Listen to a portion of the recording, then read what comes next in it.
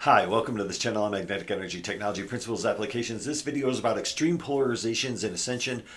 This is highly unconventional information, as you know, and this is a bit of a divergent from typical topics. And occasionally I do these like kind of spiritual, metaphysical, new agey videos because in this model, it's really the synthesis of science and spirituality. And so there's a lot of crossover there. So bear with me if this isn't your cup of tea.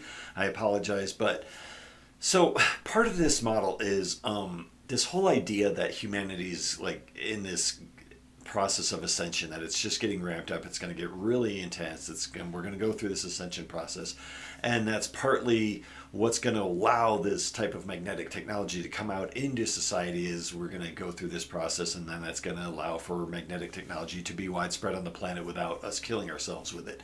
So I mean, there's it's integral to the whole process. Now, so as the energy flow increases in our solar system and in this planet and everything, it creates extreme polarizations. And it does that because in this model, there's only one force. So there's no conflicting forces ever in this model. It's all one force, and it manifests in different ways. Now, typically what we think of as polarizations, whether it's technical polarizations like that we measure with equipment, or whether it's like polarizations in people and society and politics and religion or whatever it is, typically that's a manifestation of differences between the inflow and outflow of etheric and magnetic energy. So it could be like differences in pressure in them. It could be differences in the flow rate. It could be differences in the resonance. It could be actual measurable vortex differences. So, and now obviously I've talked about this with technology and stuff, and like how a magnet doesn't have a north and south pole in this model. It has an inflow and outflow of energy. And so it's the same thing with anything that we think of as a polarization. Think of how one force could be manifesting in different things that we would call polarizing energies.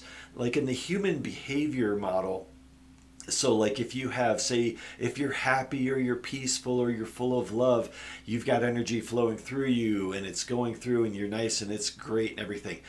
If you have more like fear or worry or anger, you tend to have a lot of tightening up of the body, of the mind, of the brain, and everything, and you have blockages of energy. So, from the etheric magnetic point of view, those blockages create changes in the resonance of the energy. They create changes in the pressure flow of energy emotionally, mentally, physically through our bodies, and those manifest in what we might call like anger or fear or worry. And so that's partly why things like taking deep breaths basically start to calm down those polarizations, and then you start to move back to a neutral, more heart-centered belief system or heart-centered energy. Now, as we start to go through the changes that we're going through, this becomes really significant. So if you have an increase of energy flowing through the whole system, and that includes like everything on our planet, but then also increase of energy flowing through us, through our bodies, our etheric bodies, our physical bodies, it can become very easy at this level of consciousness that we're currently at to fall into extreme polarizations. So that could be extreme political views, extreme religious views, extreme fits of anger, of depression, of worry, of anxiety. All of these things can become extreme because at our level of consciousness, we have blockages like across that are systemic. There are blockages of the etheric magnetic energy flow across the whole planet, throughout our environment, throughout all of us physically. But then also with our level of consciousness, we tend to grab onto fear and worry and hate and all these things very quickly, very easily. Lots of blockages of energy, which then create what we would call like extreme polarizations of energy. So it's very important as we move into this, because this is going to ramp up very significantly over the next few years according to sources that we have. And so it becomes very important for us to not fall into, if we can, extreme polarizations. And if we catch ourselves doing it, to try to come back to the heart center, which is, of course, we'll say the neutral center. It's where energy will flow through, to focus on that. Now, the cool thing about this is, so we have this potential for extreme polarizations throughout our society, us emotionally, mentally, physically, everything. I mean, that can be anything from diseases to outbursts of anger, everything. So not only is that potential there because of this increase of energy, until we make this full transition of ascension, we tend to jump into what we would call polarizing energies. So, but at the same time, this increase of flow of energy can expand your heart energy wildly, like very significantly. So if we can get to this place where we can try to step out of the polarizations and give our heart focus a little attention, we will see that the energy supporting that heart energy and that expansion and that heart aura, if you want to say, it's the interconnectivity to the universal mind, or you could say the universal heart if you want to call it that. But it's that interconnectivity to source that happens through our heart energy center.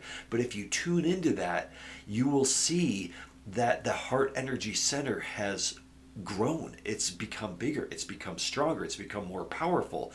As the energy flow increases through our planet, through our solar system, our heart energy centers get more power. So it's time for us to give that center in us more attention.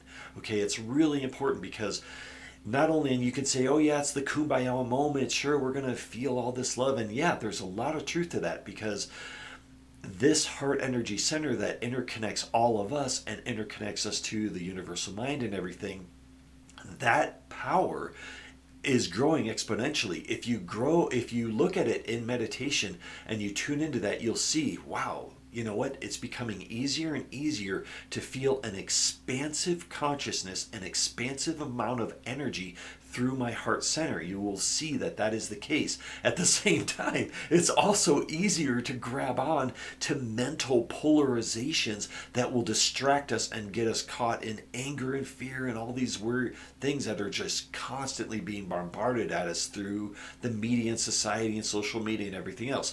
So it's really time for us to kind of tune in and to be aware of this whole process and really what's going on.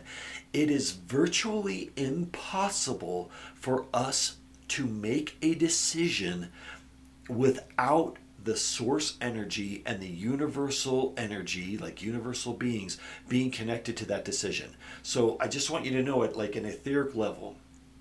It is, and even really, if you think about it, like what's happening in our brain and our emotions and our feelings and our minds, we are so intimately connected to the universal mind and to universal consciousness and to each other and to beings throughout the universe and everything else. We're so intimately connected to it that we're not even aware that every decision that we make, every feeling that we have, everything that we go through is part of a much, much larger picture and a much larger decision-making process. We cannot make a decision in a vacuum, if that makes sense. It feels like we can, and the illusion is that we think we can, like nobody else is influencing me. Well, I mean, not only are we being influenced on thousands of different ways at a societal level by government programs and advertising and all that, but just forget about all that for a second. From a universal consciousness point of view, we are one with the universal mind. We are one with higher beings throughout the universe. Because we are one with all of that, that's part of our decision-making process. There's a void, there's a thing, there's a decision-making process that happens before our thoughts, before our speech, before our feelings. There's a process that's already engaged that is a motivator to what we will think, to what we will think, to what we will feel. And at times, when it's necessary, that higher level of consciousness, that super mind or that universal mind, will initiate with us, because we are it, we are one with it. It will initiate certain thoughts, certain feelings, certain revelations, certain insights that will guide our actions and our decision making in this life. That process is about to grow exponentially. The process where we are more in tune with a universal consciousness, a universal mind in our decision making process, in how we feel about things, in how we judge things. And so this is a time to be aware that we are never in a vacuum when it comes to our decision making. We are always, every single thing we do and we decide is part of a much larger picture. And now we do things, there's a huge gray area there, so we do things that are inconsistent with the universe all the time, and that's okay. That's inconsistent with the universal mind, or things that are destructive or negative. And it doesn't really matter because we have the liberty and the freedom to make those choices at this point. But as we connect more into the bigger picture and we see the consequences of our choices and what our actions, how they're rippling out through the resonance of the universe, we will learn and we will see very quickly how to make decisions that are in complete resonance with the universe, that are not in dissonance to it. And so it's going to become more and more apparent. We already are engaged in that process. It's just we're not consciously aware of it, but it's always part of what we're doing. So please send in any more questions and comments and ideas that you have about this, because this is everybody has different feelings and opinions on how all of this works and how we're engaged with the universal mind and everything. And I think everyone's opinions and just like mine are just opinions, just like everybody else's, but it all contributes to this overall picture and gives us a better understanding, hopefully, of the whole process. So with that, I thank you, and I will see you next time.